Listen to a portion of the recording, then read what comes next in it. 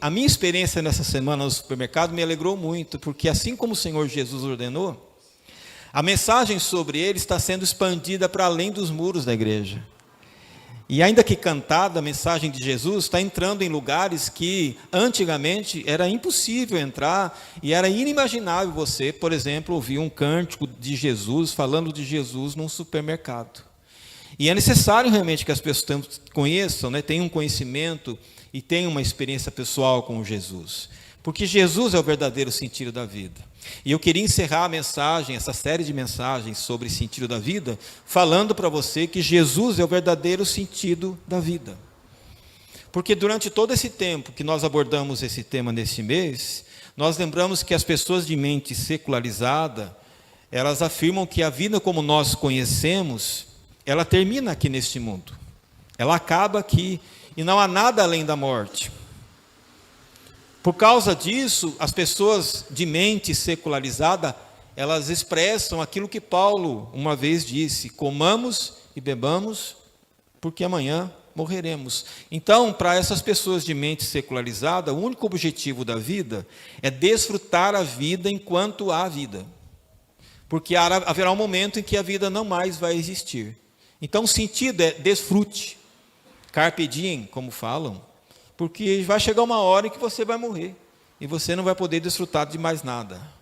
Há outros que declaram que o sentido da vida, você estar aqui nesse mundo, você está aqui para resolver problemas de vidas passadas, que você teve em outra encarnação.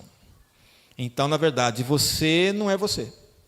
Você é o outro que entrou no seu corpo e que está vivendo no seu lugar para consertar os erros que esse outro cometeu lá na vida passada, de forma que você vai viver a vida do outro, e você vai morrer, e quando você morrer, vai reencarnar na vida de outro que vai nascer, e esse outro vai pagar pelos seus erros, pelos seus pecados, e assim por diante. É assim que, de forma geral, a mente secularizada pensa que seja o sentido da vida. Mas eu lembro para você do Viktor Frankl, que trabalhou e que viveu num campo de concentração nazista durante um tempo, e trabalhou basicamente o tema do sentido da vida, quando ele escreveu aquele livro, O Homem em Busca de Sentido, e que acabou desenvolvendo a logoterapia, a terapia baseada no encontro, ou em achar, a tentativa de achar um sentido para viver. E o Viktor Frankl diz que não existe uma resposta única para o sentido da vida. Ele diz que você achar que tem uma única resposta e uma única explicação para o sentido da vida, é como você perguntar para um campeão de xadrez qual é a melhor jogada. É claro que o campeão de xadrez, ele vai responder para você, dizer para você o seguinte: não tem a melhor jogada. Isso aí depende de como é que as peças estão colocadas no tabuleiro. A melhor jogada depende de cada jogo, depende de cada situação, depende de cada momento. Então, tudo depende de circunstâncias aleatórias. Então, por Viktor Frankl, o sentido da vida depende do momento que você está vivendo. Então, em determinado momento, o sentido da sua vida é a sua graduação, ou a sua pós-graduação. Em outro momento da sua vida, o sentido da sua vida é o seu namoro. Depois, um outro sentido da sua vida é o seu casamento. Depois, um outro sentido da sua vida é a criação dos filhos. Depois, um outro momento, é a sua aposentadoria. Depois, um outro momento, o sentido da sua vida é a experiência de ser avô. Mas isso faria de mim o autor do sentido. Eu crio um sentido para a vida. E como nós temos estudado, queridos, a Bíblia revela para nós que o sentido da vida não é algo criado por nós, mas é algo descoberto. Porque o sentido da vida vem pela revelação de que Deus deixou a respeito da nossa própria vida, dizendo que nós somos criados à imagem e semelhança de Deus, com liberdade de escolha e com responsabilidade por cada escolha. Então, viver não é só você deixar momentos acontecerem como se você vivesse no piloto automático. Viver não é se comportar como dizia o Pagodinho, o teólogo Pagodinho. Você conhece? Deixa a vida me levar. Viver não é deixa a vida me levar e vamos ver o que acontece. Porque, na verdade, todos nós queremos acordar todos os dias com a motivação de saber que aquilo que nós fazemos não é só sobreviver, não é só comer, trabalhar, beber, vestir, pagar conta. No fundo, nós queremos saber e nós queremos acreditar que aquilo que nós fazemos tem um sentido para além de nós, é algo maior do que nós e beneficia alguém além de nós. Então, como o sentido da vida não é criado por mim, ele só pode ser descoberto por meio da revelação na palavra de Deus, eu encontro personagens na Bíblia que mostram para mim que o sentido da vida não está na própria vida, limitada e curta, na curta duração da vida sobre a terra. E um dos personagens que fala disso, que descobriu esse sentido revelado, foi o apóstolo Paulo. Nessa carta aos Filipenses, que nós conhecemos bastante, no capítulo 3, ele diz que durante toda a sua vida, ou grande parte da sua vida, ele acreditou que a sua vida tinha sentido por 3 razões. Em certo momento, Paulo acreditou que a sua vida tinha sentido por 3 razões. Primeiro, por causa da sua genética. Segundo, por causa da sua formação acadêmica. E terceiro, pela sua conduta moral.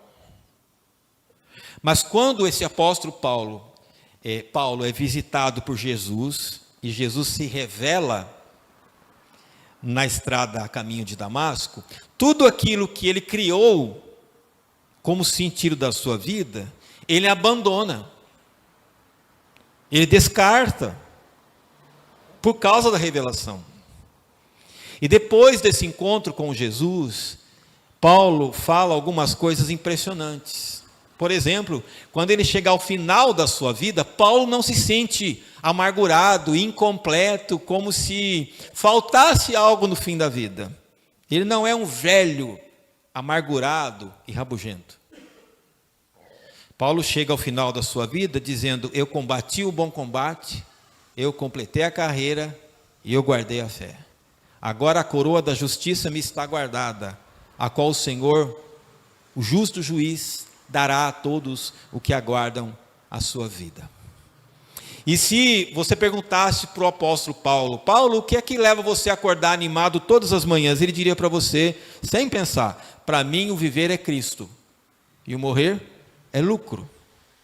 Mas como nós, Paulo também tentou criar o seu próprio sentido de vida. Elegeu 3 coisas. A primeira coisa que Paulo achou que trazia sentido para a sua vida era a sua genética, era a sua ancestralidade. Ele se orgulhava da sua ancestralidade. No verso 5 ele diz: eu fui circuncidado no 8º dia, eu era pertencente ao povo de Israel, à tribo de Benjamim, verdadeiro hebreu, sangue puro. Ele se orgulhava da sua ancestralidade, do seu nome de família, da sua genética. Em Atos 22, ele mostra que a segunda coisa que ele escolheu para dar sentido à sua vida foi a sua formação acadêmica. Em Atos 22, 3, ele diz: eu fui instruído rigorosamente por Gamaliel, na lei dos nossos antepassados. Quem era Gamaliel? Gamaliel era um rabino judeu, filho do rabino Hilel, o famoso Hilel da época de Jesus, que ensinou muita gente. Esse Gamaliel, filho de Hilel, que foi o mestre de Paulo, aos pés de quem Paulo aprendeu na sua formação acadêmica, é o mesmo Gamaliel que sugeriu que as autoridades soltassem os apóstolos, não maltratassem os apóstolos, não prendessem os apóstolos por eles pregarem a respeito de Jesus. O argumento de Gamaliel está em Atos 5, ele diz: portanto, nesse caso, eu aconselho vocês, deixem esses homens em paz e soltem-nos. Se o propósito deles ou a atividade deles for de origem humana, fracassará. Se proceder de Deus, vocês não serão capazes de impedi-los, porque se acharão lutando contra Deus. Esse Gamaliel que disse isso foi o mestre de Paulo. Paulo disse: eu tenho orgulho, e durante muito tempo o meu sentido da vida era a minha formação acadêmica, porque eu aprendi com Gamaliel. E o terceiro sentido que Paulo criou para a sua vida foi a sua religiosidade.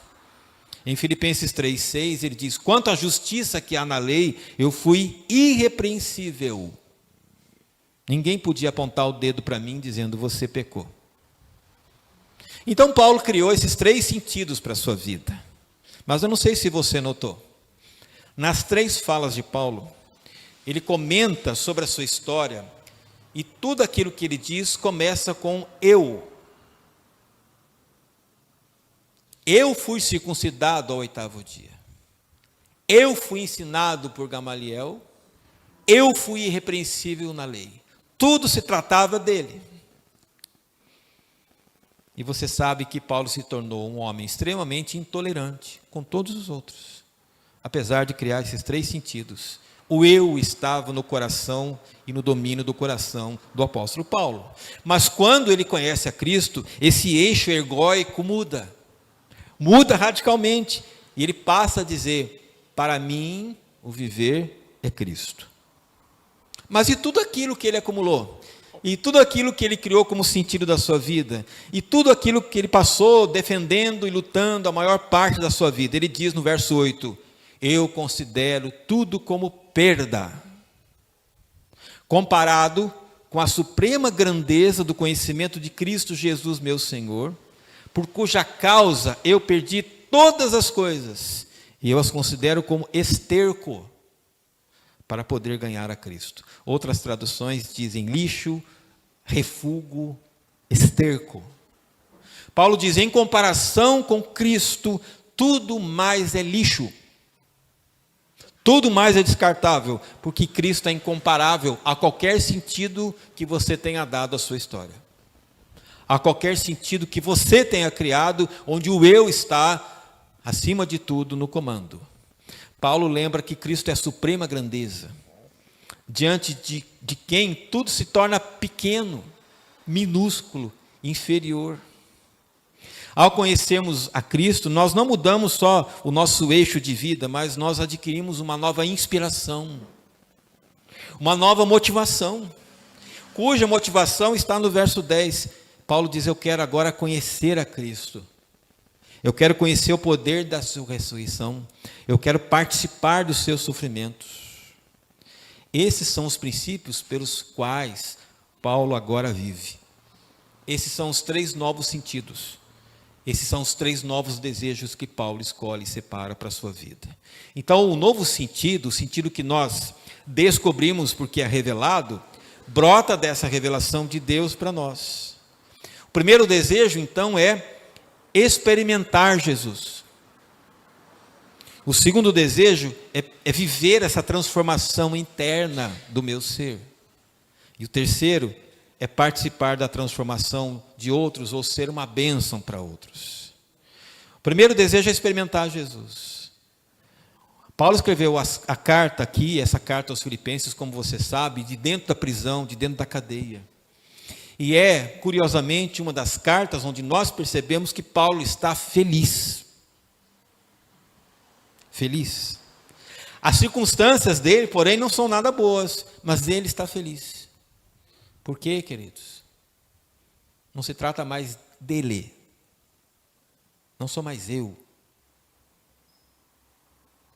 Então, não importa o que aconteça, não sou mais eu.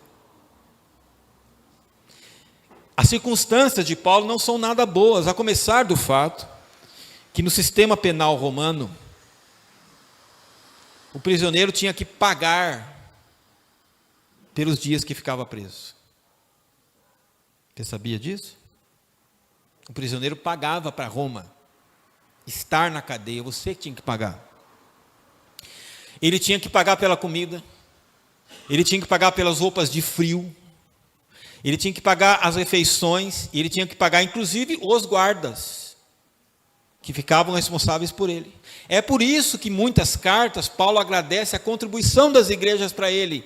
Para quê? Para pagar a hospedagem na cadeia. Não é porque Paulo estava fazendo um fundo de aposentadoria, mas era para poder sobreviver na cadeia, para pagar comida, roupa e guardas. Por isso que ele agradece muitas vezes a generosidade dos irmãos. Essa é a circunstância primeira, em Filipenses. Segundo lugar, Paulo não sabia se o julgamento dele seria favorável ou não. Ele não saberia. E ele não sabia se sairia vivo de lá. A gente tem uma pista do que ele esperava. Em Filipenses 1:20, ele diz assim: eu aguardo ansiosamente, e eu espero que em nada eu serei envergonhado. Pelo contrário, com toda a determinação de sempre, Cristo será engrandecido no meu corpo, quer seja pela vida, quer pela morte. Paulo não sabia se seria libertado da prisão. A despeito disso, ele está com o coração alegre e grato. Em Filipenses não é chamada só a carta da prisão, é também chamada a carta da alegria, pelo número de vezes que Paulo diz: alegrai-vos no Senhor. Outra vez eu digo, irmãos, alegrai-vos no Senhor. Nós aprendemos a condicionar nossas emoções à manutenção da ordem rotineira. Significa que se tudo vai bem e nós não provamos qualquer coisa inesperada, nós vamos reagir com bom humor, nós vamos reagir com equilíbrio psíquico. Muito que nós chamamos de zona de conforto tem a ver com a falsa esperança de que nada na vida vai mudar. E não deveria mudar. Nós amamos tanto as circunstâncias boas que nós não sabemos como agir, o que pensar e o que dizer quando essas circunstâncias são tiradas. Mas a proposta do Evangelho, queridos, é a fé, e fé é confiança no Senhor a despeito de tudo que vier a acontecer conosco. E crer que há um Deus que governa as nossas circunstâncias e que usa as circunstâncias para o seu bem, não para o seu mal. Paulo descobriu isso quando ele confessa em Filipenses 4, eu aprendi a adaptar-me. E essa palavra de Paulo é fundamental, queridos. Eu aprendi a adaptar-me a toda e qualquer circunstância. Adaptação. Eu sei o que é passar necessidade. E eu sei o que é ter fartura. Eu aprendi o segredo de viver contente em toda e qualquer situação, seja bem alimentado, seja com fome, tendo muito, passando necessidade, tudo posto naquele que me fortalece. Aprenda a se adaptar. Essa é a lição que Paulo dá para nós. Eu aprendi a me adaptar, porque nada vai ser igual, sempre. Aprenda a se adaptar.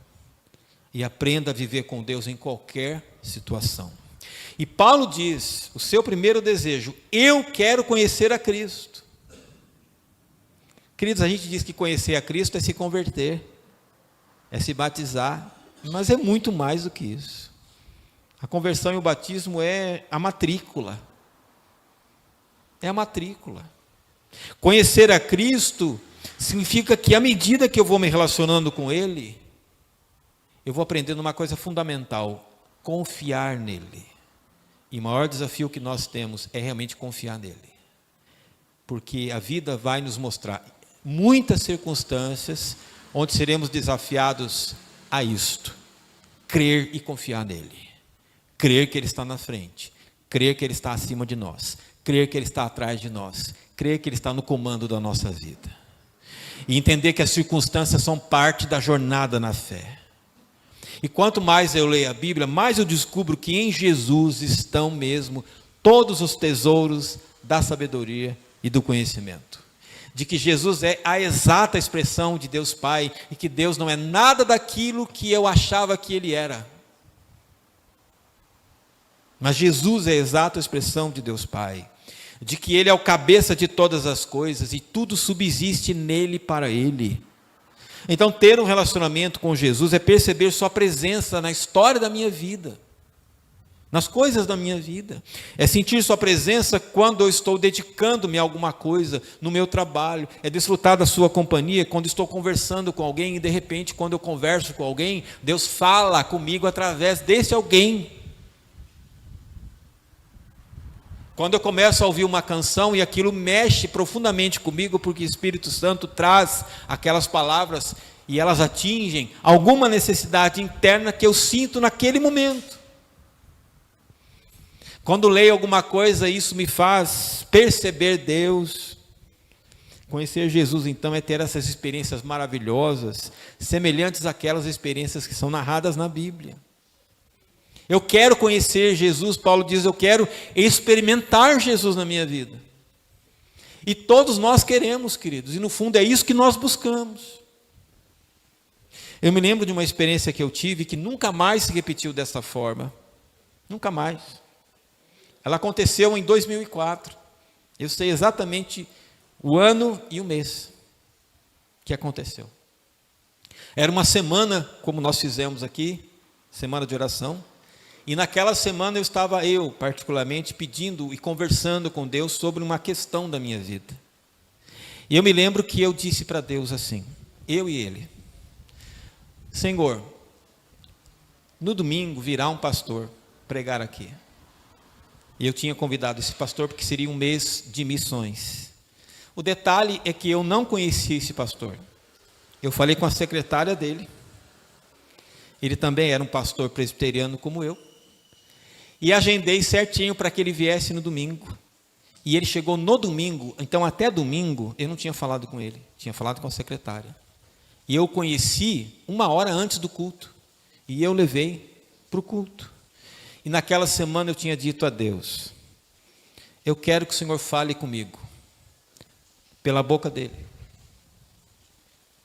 Eu não quero que o Senhor diga assim, Deus está falando alguma coisa para alguém aqui na igreja que precisa. Eu disse, Deus, eu quero que o Senhor fale o meu nome no culto, pela boca dele. Que petulância, né?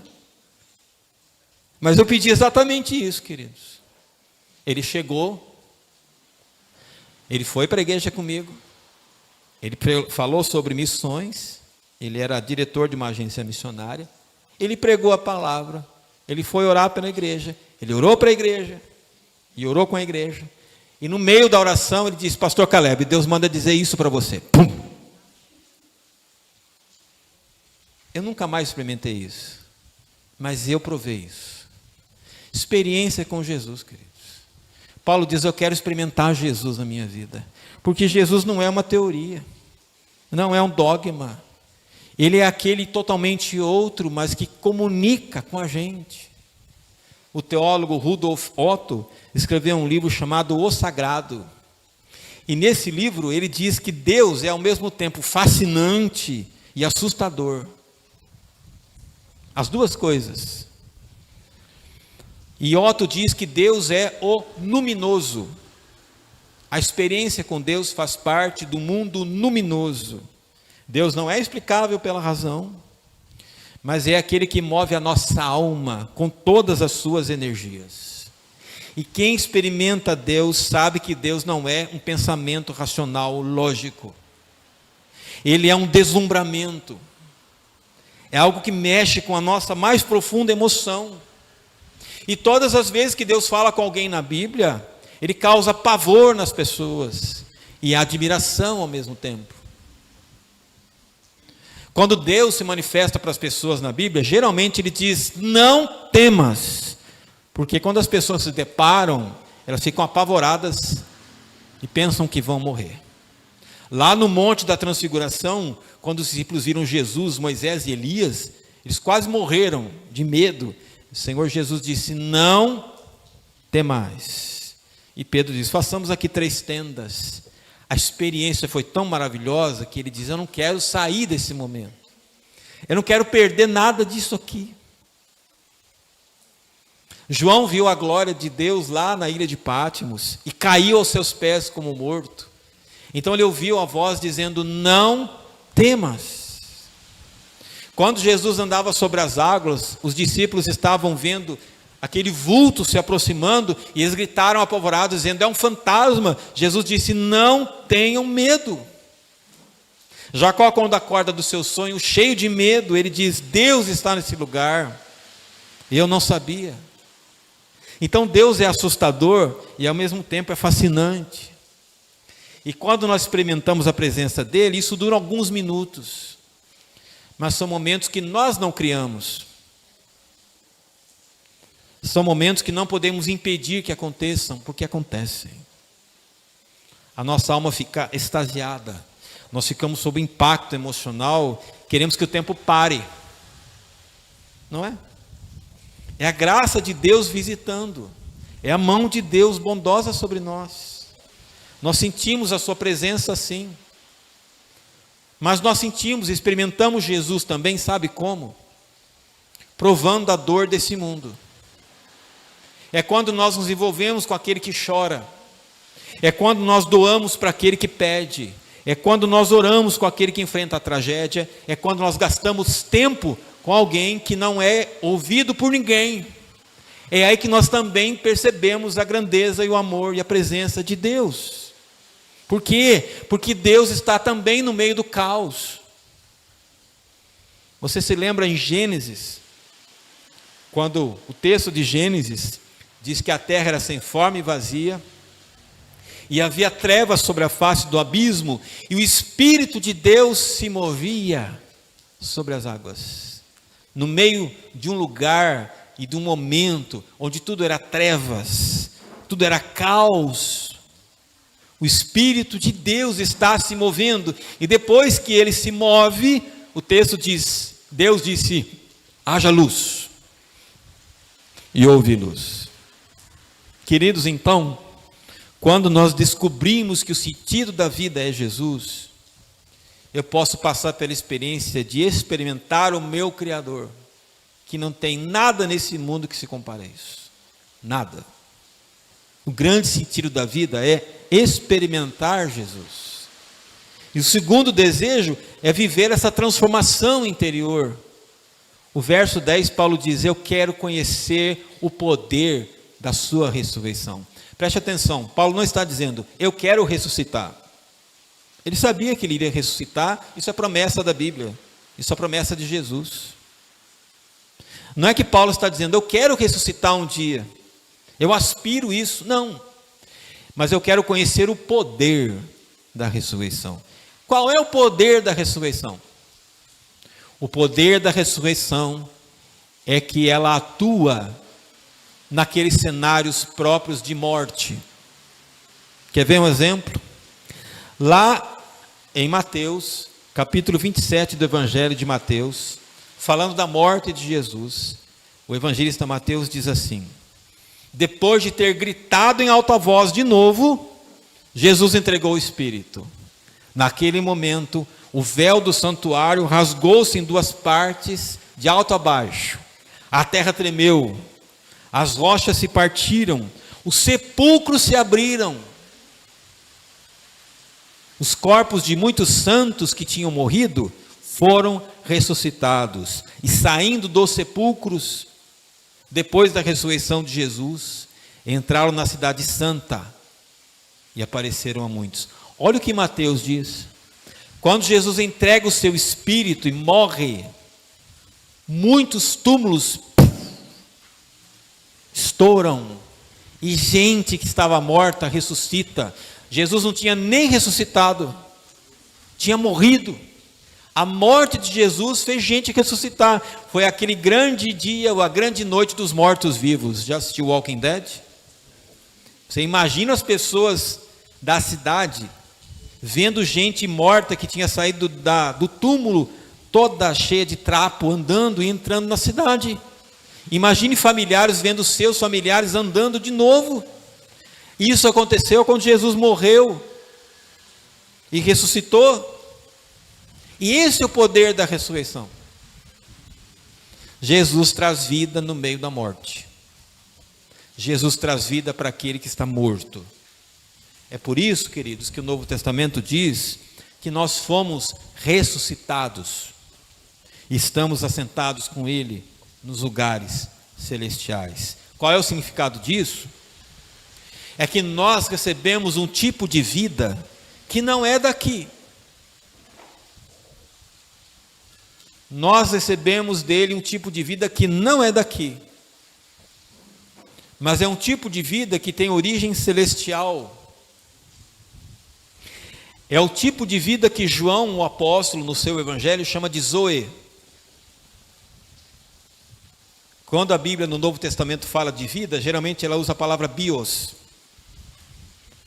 biologia, seres vivos, vida da terra, vida dos animais, vida dos seres. João, porém, quando fala de vida eterna, ele usa Zoe. Ele está dizendo que essa vida eterna é eterna porque não é uma vida depois da morte, mas é uma vida da eternidade, que está aqui.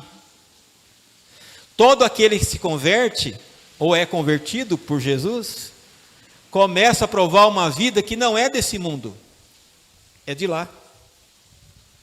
Por isso que quem é transformado por Jesus começa a provar as coisas do céu. Por quê? Porque recebe uma vida zoe, uma vida do céu. O jovem rico procura Jesus porque ele está interessado não em bios. Ele já conhece bios. Ele está cansado de bios. Ele quer a vida eterna. É aquela vida que traz qualidade para agora. Algo incomparável a tudo que ele teve. De forma que o poder da ressurreição é trazer a eternidade para o tempo. Por isso, queridos, quem recebe vida eterna já se sente aqui como se estivesse no céu. Por isso o autor do hino disse, com toda a convicção, não importa onde eu esteja, com Cristo estar, é céu ali. Muito longe eu vi outrora o céu, mas quando Cristo me valeu, então senti meu coração entrar no céu da retidão. Oh, aleluia, sim, é céu fluir, perdão, aqui, na terra o mar, por onde for, não importa se eu habito numa casa humilde, em alto mar, em casa ou gruta, boa ou ruim, é sempre céu com Cristo em mim. E é mesmo, porque é uma vida que não é daqui. E aqueles que passam por essa transformação de Jesus, eles percebem que não dá para viver essa vida de lá do jeito que viviam aqui. Então, em vez de roubar, agora trabalham honestamente. Em vez de continuar mentindo, passam a falar a verdade, porque tem essa vida do céu neles. Em vez de darem vazão à sua raiva, agora praticam autocontrole. Em vez de usar as pessoas para se dar bem, agora ama as pessoas mesmo. E não usa. Não sente mais inveja por aquilo que o outro tem, mas é grato a Deus por aquilo que tem. Tem o coração agradecido. Por quê? Porque a vida que eles têm é do céu. E vida do céu faz com que eu me sinta agradecido, porque nada me faltará. Então esse poder da ressurreição vai entrando em nós. E vai nos transformando cada dia a semelhança de Jesus. Esse poder, essa nova vida Zoe, vai nos embelezando, vai curando nossas mágoas, vai transformando a nossa cara fechada em cara alegre, vai pacificando o nosso coração, e as pessoas notam. E elas vão dizer, você está diferente, o que aconteceu? Não é o cabelo, não é a barba, não é a camisa, não é o sapato, não é cirurgia plástica. Você está diferente, o que aconteceu? E exala. Não tem como não exalar. Experimentar o poder da ressurreição, queridos, é experimentar Deus agindo na sua vida, na sua história. Em 34 anos de atividade pastoral, eu sou grato a Deus por ter assistido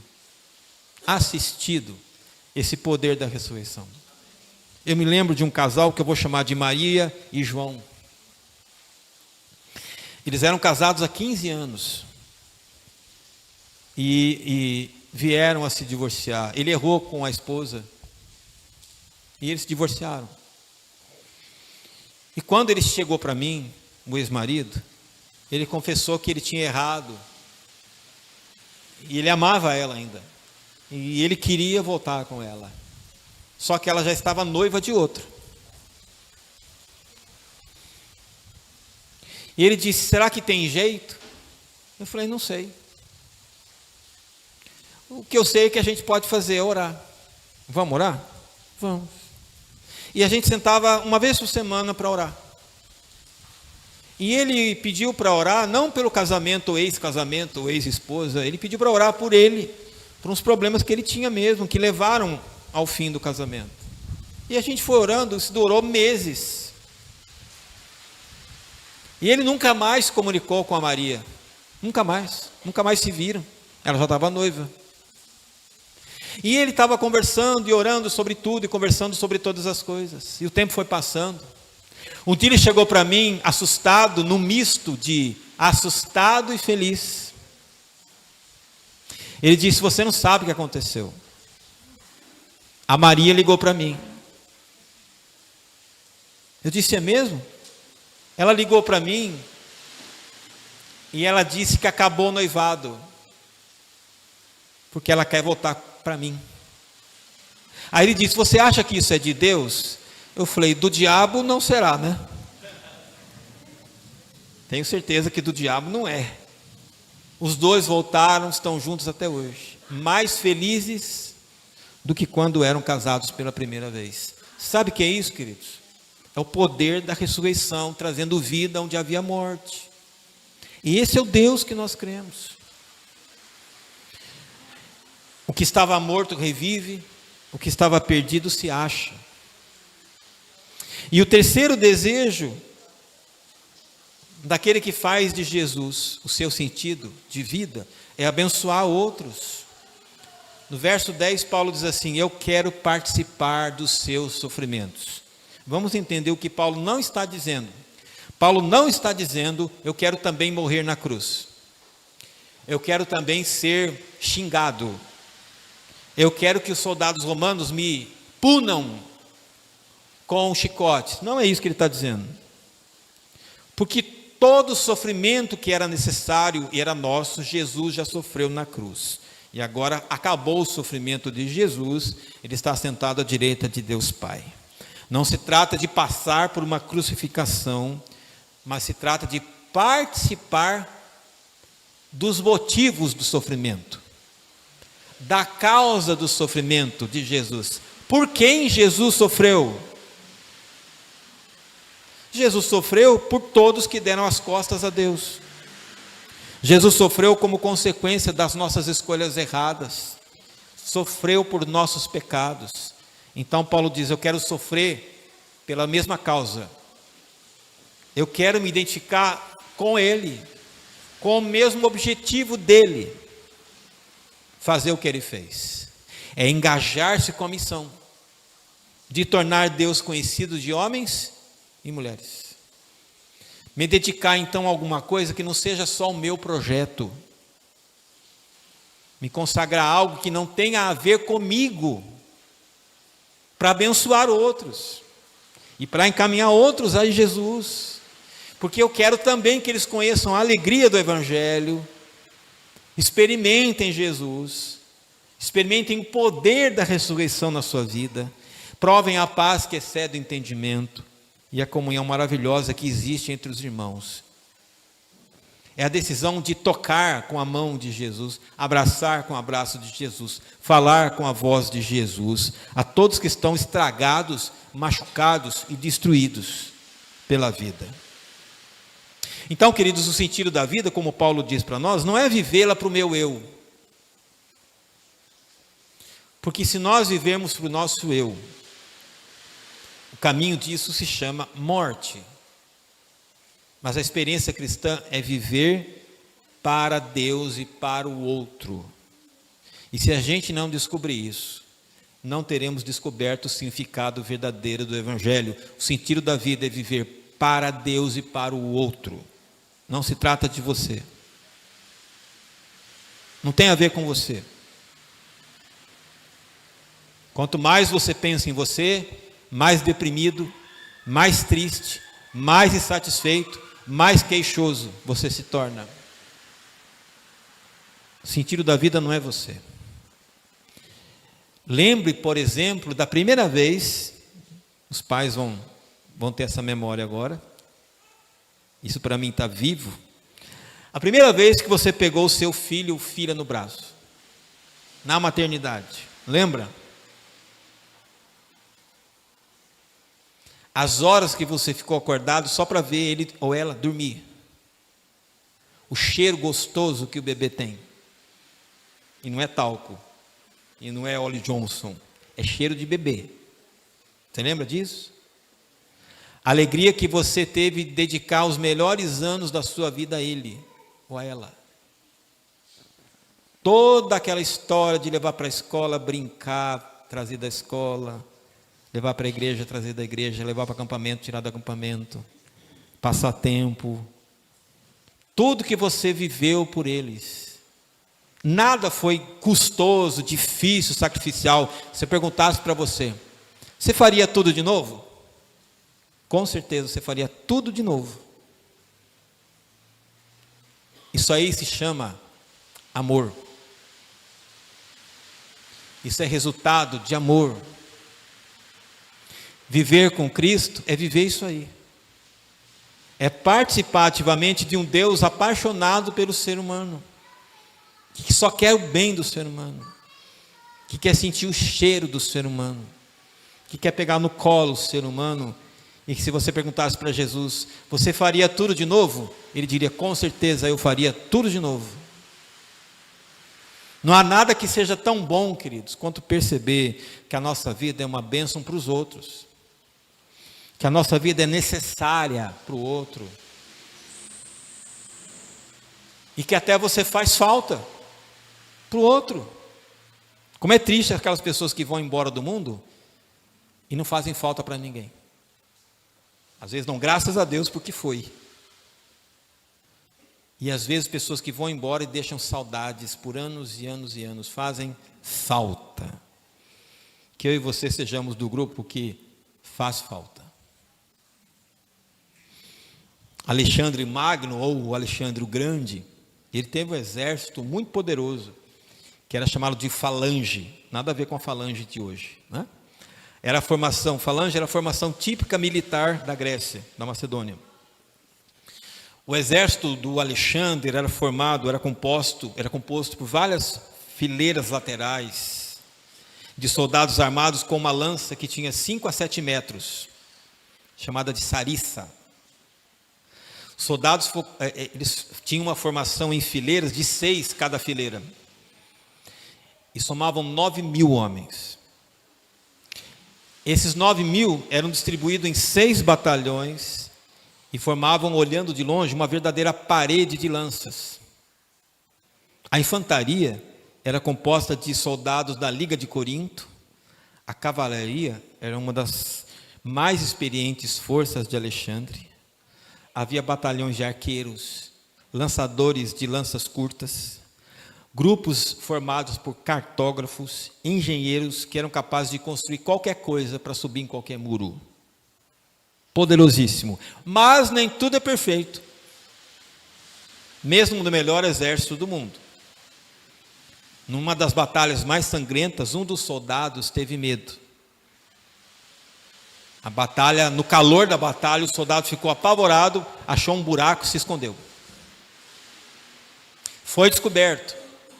Foi trazido pelo general até a presença do próprio Alexandre. Alexandre vira para o soldado e pergunta para ele, qual é o seu nome? E o soldado diz, Alexandre. E Alexandre diz, então, ou você muda de vida, ou troca de nome. Ou muda de vida, ou troca de nome. Queridos, que nós honremos o nome que sobre nós foi invocado.